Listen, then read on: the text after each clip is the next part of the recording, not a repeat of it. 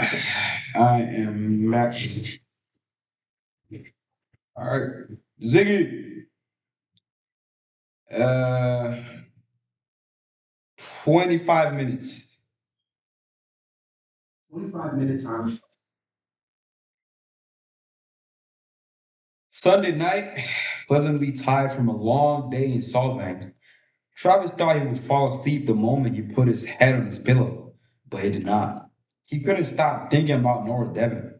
Her gray eyes flecked with green, glossy black hair, the graceful, slender line of her throat, the musical sound of her laughter, the curve of her smile.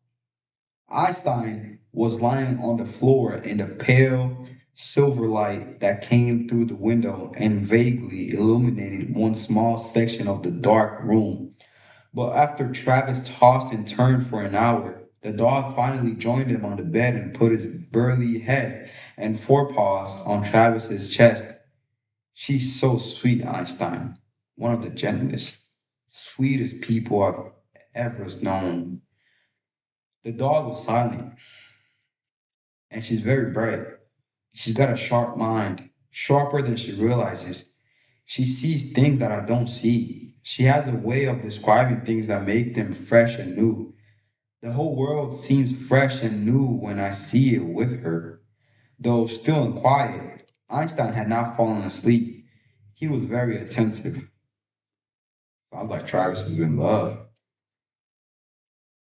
I don't know what's like. I don't know what it's like, what that's like, but sounds nice.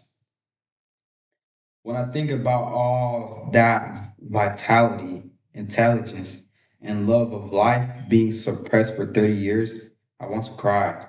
30 years in that old dark house. Jesus. And when I think of how she endured, endured those years without letting it make her bitter, I want to hug her and tell her what an incredible woman she is. What a strong and courageous and incredible woman. Einstein was silent, unmoving. A vivid memory flashed back to Travis, the clean shampoo smell of Nora's hair when he had leaned close to her in front of a gallery window in Solvang.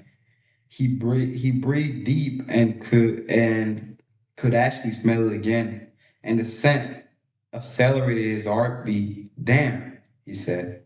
I've only known her for a few days, but damn if I don't think I'm falling in love. Einstein lifted his head and moved once, as if to say it was about time that Travis realized what was happening, and as if to say that he had brought them together and was pleased to take credit for their future happiness, and as if to say that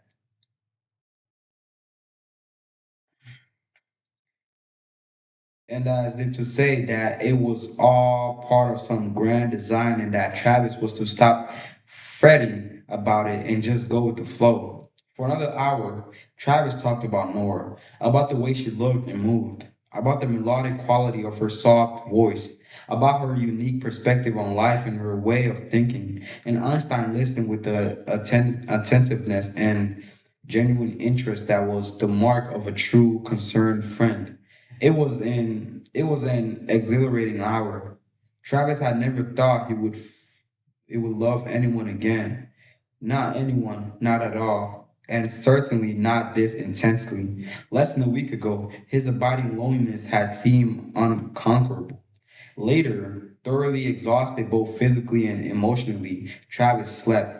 Later still, in the hollow heart of night, he came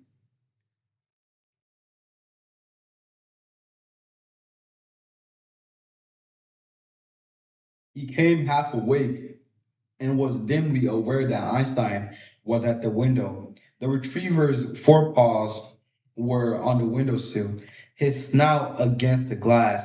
He was staring out at the darkness, alert. Travis sensed the dog was troubled, but in his dream, he had been holding Nora's hand under a harvest moon, and he did not want to come fully awake for fear he would not be able to regain that pleasant fantasy. 7. On Monday morning, May 24, Lemuel Johnson and Cliff Soames were at the small zoo, mostly a petting zoo for children, in sprawling urban park on the eastern edge of Orange County. The sky was cloudless, the sun bright and hot. The immense oaks did not stir a leaf in the motionless air, but birds swooped from branch to branch, peeping and thrilling. 12 animals were dead. They lay in bloody heaps. During the night, someone or something had climbed the fences into the pens and had slaughtered three young goats, a white-tailed deer, and her recently born fawn, two peacocks, a lop-eared rabbit, a ewe, and two lambs. What's an ear? E. What is that?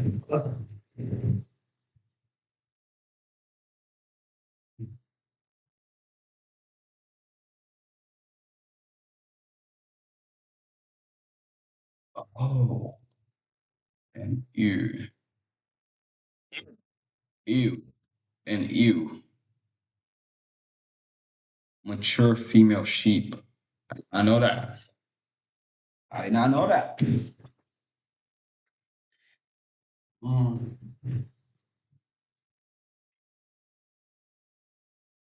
It's so hot.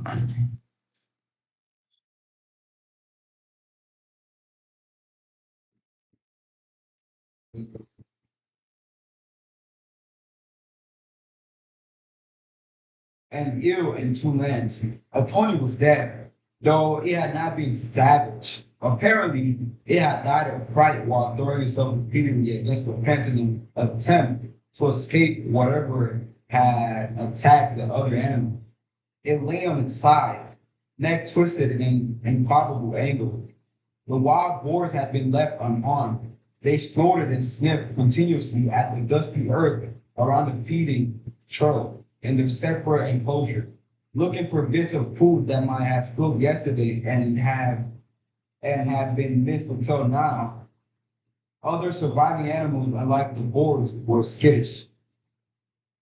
Park employees, also skittish, were gathered near an orange truck that belonged to the county, talking with two animal control officers and the young bearded biologist from the California Department of Wildlife. Crouching beside the delicate and pathetic fawn, Lem studied the wound in its neck until he could no longer tolerate the stench. Not all of the foul odors were caused by the dead animal. There was evidence that the killer had deposited feces and sprayed urine on its victims, just as it had done at Dahlgren's place. Pressing a handkerchief, pressing a handkerchief against his nose to filter the wrecking air, he moved to a dead peacock. Its head had been torn off, as as had one leg. Both of its wings were broken, and its iridescent, iridescent feathers were glued and pasted together with blood. Sir, Cliff Soames called from the adjoining pen. Lamb left the peacock. I found a service. Lamb left the peacock, found a service gate that opened into the next enclosure, and joined Cliff at the carcass of the ewe. Flies swarmed around him, buzzing hungrily, settling upon the ewe, then darting off as the men fanned them away. Cliff's face was bloodless, but he did not look less as shocked or as nauseating as he had been last Friday at Dogwood's cabin. Perhaps this slaughter didn't affect them as strongly because the victims were animals instead of human beings. Or perhaps he was consciously hardening himself against the extreme violence of their adversary. You have to come to this side, to this side. Cliff said from where he crouched beside the ewe. Lem stepped around the sheep and squatted beside Cliff. Though the ewe's head was in the shadow of an oak grove overhanging the pen, Lem saw that her right eye had been torn out. Without comment, Cliff used a stick to lever the left side of the ewe's head off the ground, revealing that the other socket was also vacant. The cloud of flies thickened around him. Looks like it was our runaway, all right, Lem said. Lowering his own handkerchief from his face, Cliff said, "There's more." He led Lamb to three additional carcasses, both lambs and one of the goats, that were eyeless. I say it's beyond argument. The damn thing killed Dahlberg last Tuesday night, then roamed the foothills canyons for 5 days, doing what? God knows what. God doing what? God knows what. But it won't up here last time. Lem uses the handkerchief to mop the sweat off his dark face. We're only a few miles northwest of Dahlberg's cabin. Cliff nodded. Which way do you think it's headed? Cliff shrugged. Yeah, Lem said. No way of knowing where it's going. Can't begin to overthink it haven't because we haven't the slightest idea how it thinks. Let's just pray to God it stays out here in the unpopulated end of the county. I don't want to even consider what could happen if it decides to head into the easternmost suburbs like Orange Park Acres and Villa Park. On the way out of the compound, Len saw that the flies were gathered on a dead rabbit in such numbers that they looked like a piece of dark cloth draped over the carcass and rippling in a light breeze.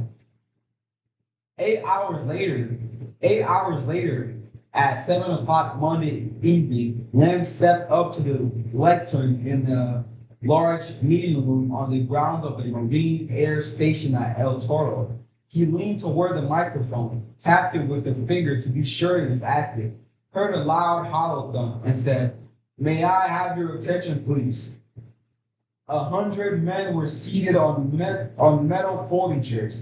They were all young, well built, and healthy looking, for they were members of elite Marine intelligence units. 5 two-squad platoons had been drawn from Pendleton and other bases in California. Most of them had been involved in the search of the Santa Ana foothills last Wednesday and Thursday, following the breakout at the Pentagon labs. They were still searching, having just returned from a full day in the hills and canyon, but having just returned from a full day in the hills and canyons. But they were no longer conducting the operation in uniform. To deceive reporters and local authorities, they had driven in cars and pickups and jeep wagons to various points along the current search perimeter. They had gone into the wilds in groups of 3 or 4, dressed as ordinary hikers, jeans or khaki pants in the rugged Banana Republic style, t-shirts or kind safari shirts, Dodger or Budweiser or John Deere caps or cowboy hats. They went armed with powerful handguns that could be quickly concealed in nylon backpacks or under the loose t-shirts if they encountered real hikers or state authorities. And in styrofoam coolers, they carried compact Uzi submachine guns that could be brought into service in seconds if they found the adversary. Every man in the room had signed a secrecy oath, which put him in jeopardy of a long prison term if he ever divulged the nature of this operation to anyone. They knew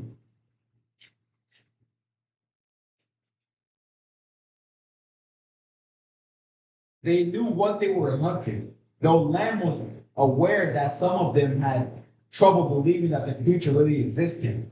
Some were afraid, but others, especially those who had previously served in Lebanon or Central America, were familiar enough with death and horror to be unshaken by the nature of their current query. A few old-timers went as far back as the final year of the Vietnam War, and they professed to believe that the mission was a piece of cake. In any event, they were all good men, and they had a wary respect for the strange enemy they were stalking. And if the outsider could be found, they would find it. Now, when Lamb asked for their attention, they immediately fell silent. General General Hotchkiss. General Hotchkiss tells me that you've had another fruitless day out there, let me say. And I know you're as unhappy about that as I am. You've been working long hours in rugged terrain for 6 days now, and you're tired, and you're wondering how long this is going to drag on. Well, we're going to keep looking until we find what we're after, until we corner the outsider and kill him. There is no way we can stop if it's loose, if it's still loose. No way. None of the 100 even grumbled in disagreement. And always remember, we're also looking for the dog. Every man in the room probably hoped that he would be the one to find the dog and that someone else would encounter the outsider. Lem said. Lem said, on Wednesday, we're bringing in another 4 Marine intelligence squads from more distant bases, and they'll spell you on a rotating basis, giving you a couple of days off. But you all be out there tomorrow morning, and the search area has been redefined. A county map was mounted on the wall behind the lectern, and Lem Johnson pointed to it with the yardstick. We'll be shifting northwest into the hills and canyons around Urban Park. He told them about the slaughter at the petting zoo.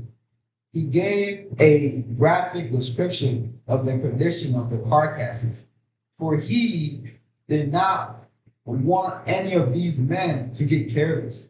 What happened to those zoo animals? Lem said. What happened to those zoo animals? Lem said. Could happen to any of you if you let your guard down at the wrong place and time. 100 men regarded him with utmost seriousness, and in their eyes, he saw 100 versions of his own tightly controlled fear. Tuesday night, May 25, Tracy Lay Keeshan could not sleep. She was so excited that she felt as if she might burst. She pictured herself as a dandelion gone to seed, a puffball of fragile white fuzz, and then a gust of wind would come along and all the bits of fluff would be sent spinning in every direction, poof, to the far corners of the world, and Tracy Keeshan would exist no more, destroyed by her own excitement. She was an unusually imaginative 13-year-old, lying in bed in her dark room. She did not even have to close her eyes to see herself on horseback, on her own chestnut stallion, good heart to be precise, thundering along the racetrack, the rails flashing past, the other horses in the field left far behind, the finish line less than 100 yards ahead, and the adoring crowds cheering wildly in the grandstand. In school, she routinely got good grades, not because she was a diligent student, but because learning came easy to her, and she could do well without much effort. She didn't really care about school. She was slender, blonde with eyes. She was slender, blonde with eyes the precise shade of a clear summer sky. Very pretty, and boys were drawn to her. But she didn't spend any more time thinking about boys than she did worrying about her schoolwork. Not yet, anyway. Although her girlfriends were so fixated on boys, so consumed by the subject that they sometimes bored Tracy half to death. What Tracy cared about deeply, profoundly, passionately was horses. racing thoroughbreds. She had been collecting pictures of horses since she was 5 and had been taking riding lessons since she was 7. Though for the longest time, her parents had not been able to afford to buy her a horse of her own. During the past 2 years, however, her father's business had prospered. And 2 months ago, they had moved into a big new house on 2 acres in Orange Park Acres, which was a horsey community with plenty of riding trails. At the back end of their lot was a private stable for 6 horses, though only one stall was occupied was occupied. Just today, Tuesday, May 25, a day of glory, a day that will live forever in Tracy Keyshan's heart, a day that just proved there was a God. She had been given a horse of her own, the splendid and beautiful and incomparable Goodheart. So she could not sleep. She went to bed at 10, and by midnight, she was more awake than ever. By 1 o'clock Wednesday morning, she could not stand it any longer. She had to go out to the stables and look at Goodhart, make sure he was all right, make sure he was comfortable in his new home, make sure he was real. She threw off the sheet and thin blanket and got quietly out of bed. She was wearing panties and a Santa Anita racetrack t-shirt. So she just pulled on a pair of jeans and slipped her bare feet into blue Nike running shorts. She turned the knob on her door slowly, quietly, and went out into the hall, letting the door stand open. The house was dark and quiet. Her parents and her 9-year-old brother Bobby were asleep. Tracy went down the hall, through the living room and the dining room, not turning on the lights, relying on the moonlight that penetrated the large windows. In the kitchen, she silently pulled open the utility drawer on the corner secretary and withdrew a flashlight. She unlocked the back door and let herself out into the rear patio. Steadily, easily the door shut behind her, not yet switching on the flashlight. The spring night was cool, but not chilly, silvered by moonlight above, but with dark undersides. A few big clouds glided like white-sailed galleons, galleons across. How do you pronounce that? Feel like I was screaming. I was screaming.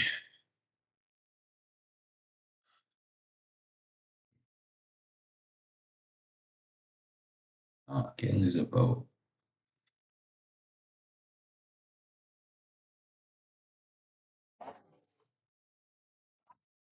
Galleons. Galleons. Okay, galleons.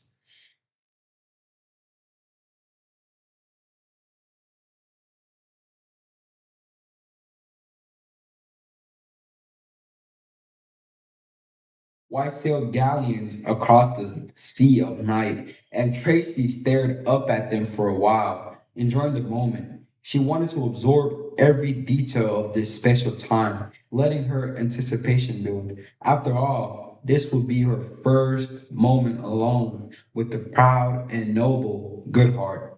Just the two of them sharing their dreams of the future. She crossed the patio, went around the swimming pool, where the reflection of the moon rippled gently in the chlorinated water, and stepped out into the sloping lawn. The dew damp grass seemed to shimmer in the lambent lunar, lunar, lunar, lunar, lunar, lunar, lunar, lunar.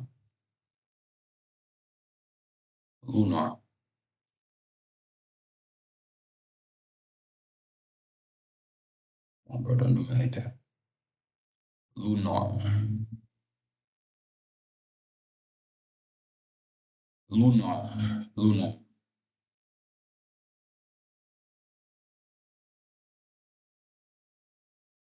Lunar. Lunar. Lunar. Lunar.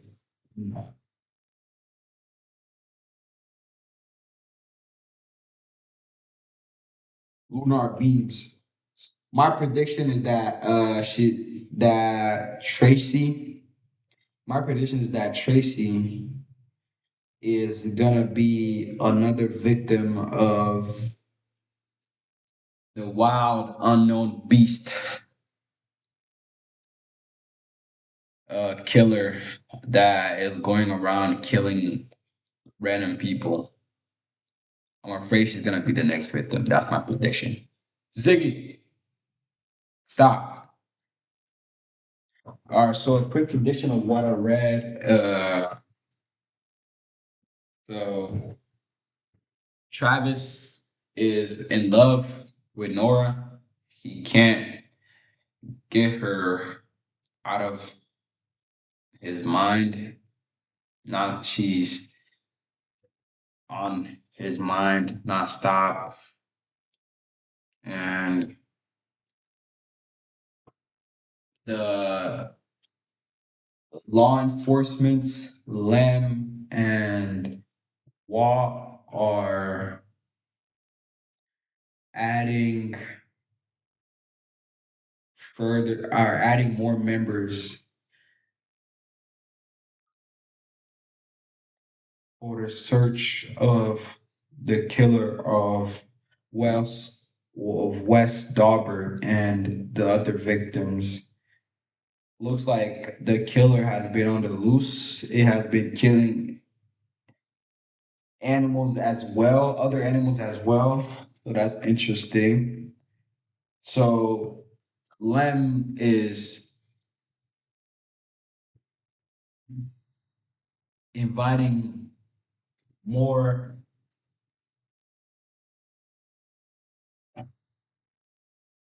more army from the other bases to help with the investigation and also find Einstein, I guess.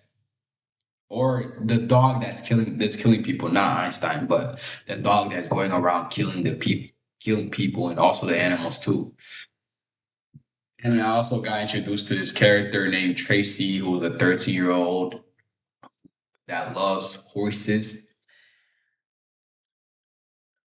and has recently been gifted a horse that she loves very much. That she named Good Heart. Yeah, before I left off. So awkward.